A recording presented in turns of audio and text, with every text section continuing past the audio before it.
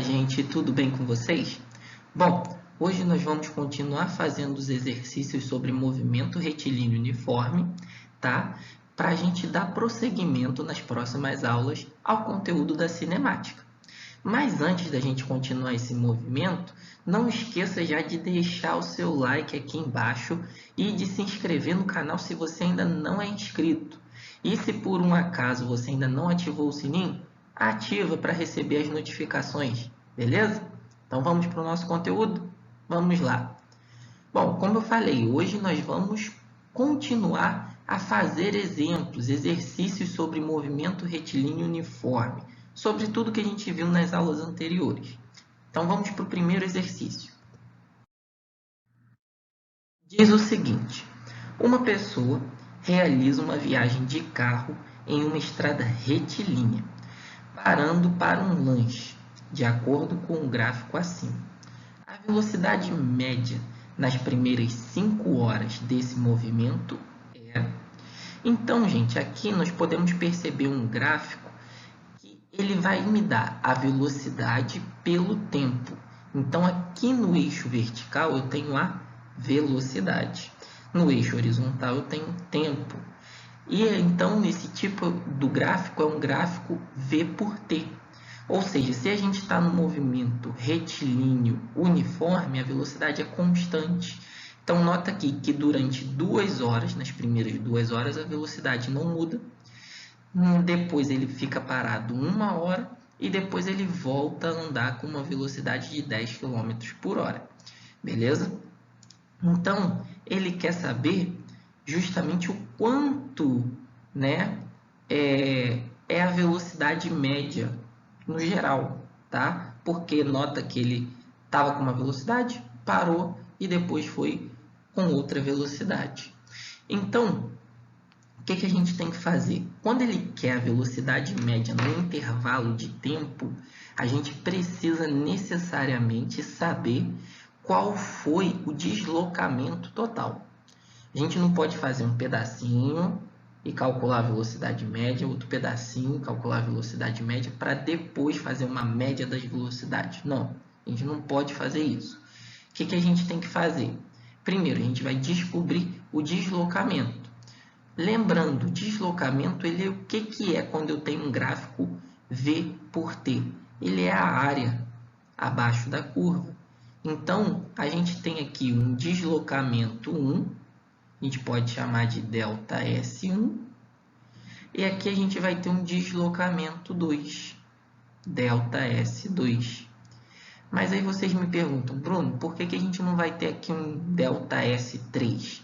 Porque o corpo ficou parado, né? O carro ficou parado, então ele não vai ter deslocamento nenhum.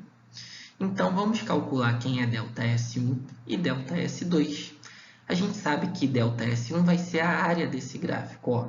Se a gente observar, isso é um retângulo. Então, qual é a altura desse retângulo, né? Ou a largura, por assim dizer, comprimento? Então, vai ser 20 vezes 2. Então, ΔS1 vai ser 20 vezes 2, que vai dar 40 quilômetros. Ou seja, no trecho 1 ele percorreu quanto? 40 quilômetros. Ele ficou parado por 1 hora e depois voltou a andar. E se deslocou por quantas horas? Ó, de 3 horas, porque esse é um movimento total, de 3 horas até 5 horas. Então, aqui a gente tem uma variação que? De tempo. O que é a variação de tempo? Tempo final menos tempo inicial. Então, a variação de tempo foram de 2 horas. Beleza? Então, ΔS2 vai ser igual à área desse outro retângulo aqui. Então, aqui a gente tem 10, né, da largura. Então, 10 vezes 2 de quanto? Do comprimento. Então, vai ser aqui 20 quilômetros. Beleza? Então, agora eu sei que o deslocamento total do corpo, vamos botar ΔS total, ele vai ser o quanto? os 40 km mais os 20 km. Vão dar 60 km. Beleza? Então, esse é o deslocamento total. Então, agora a gente pode calcular a velocidade nesse trecho. Como que a gente vai calcular a velocidade? A velocidade vai ser o ΔS, nesse caso, o total, sobre a variação do tempo. Só que essa variação, ó, do 0 até 5 horas, porque ele pediu nas primeiras 5 horas. Então, V vai ser 60 sobre 5. Então, a velocidade média dele foi de quanto? 60 sobre 5 dá 12 km por hora. Tudo isso, gente, porque ele parou aqui, ó, tá? Senão a velocidade dele seria maior. Então, ele ficou parado 1 hora, esse 0 km por hora contabilizou na velocidade. Beleza? Vamos para o próximo exemplo? Então, esse exemplo diz o seguinte: na região amazônica, os rios são muito utilizados para transporte. Considere que João se encontra na cidade A e pretende se deslocar até a cidade B de canoa, conforme indica a figura. João deve passar pelos pontos intermediários 1, 2 e 3. Considere as distâncias D mostradas no quadro que segue. Aí ele coloca do trecho A até o trecho 1 são 2 km, do trecho 1 até o trecho 2 são 4 km e assim por diante. Aí ele continua.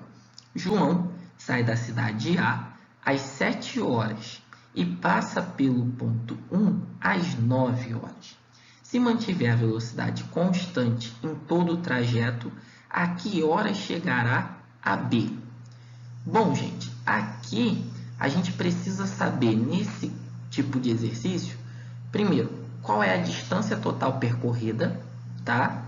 E qual é o tempo total gasto, tá bom? Então, a gente precisa determinar esse tempo total, beleza? Então, essa imagem está muito poluída. Vamos para o próximo slide, onde eu só deixei as figuras.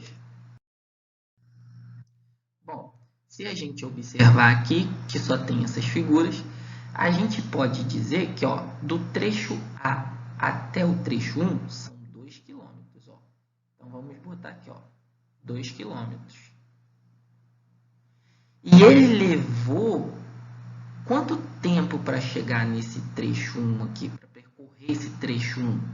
Ele saiu às 7 horas da manhã, chegou às 9, então ele levou 2 horas. Então, a gente precisa determinar aqui a velocidade, porque ele disse que esse movimento todo foi com velocidade constante. Então, a velocidade vai ser o ΔS do A até o trecho 1, tá? Do ponto A até o trecho 1 vai ser igual sobre o ΔT, perdão, ΔT, também nesse trecho, até o trecho 1, vai ser igual a 2 km sobre 2 horas. Então, a velocidade vai ser de quanto? 1 km por hora. Facilitou a nossa vida, né?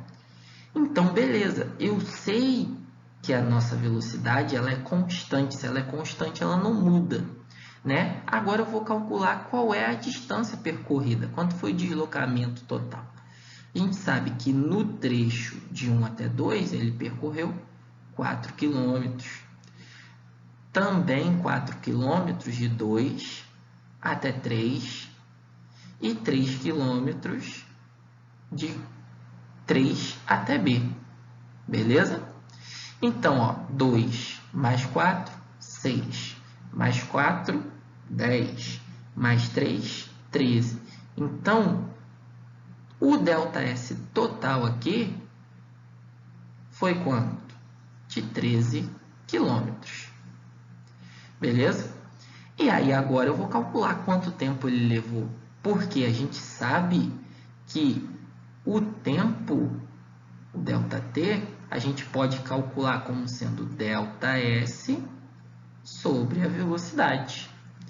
E como aqui a velocidade é 1, moleza, né? Então, vai ser 13 sobre 1. 13 sobre 1 é 13. Então, ele demorou 13 horas.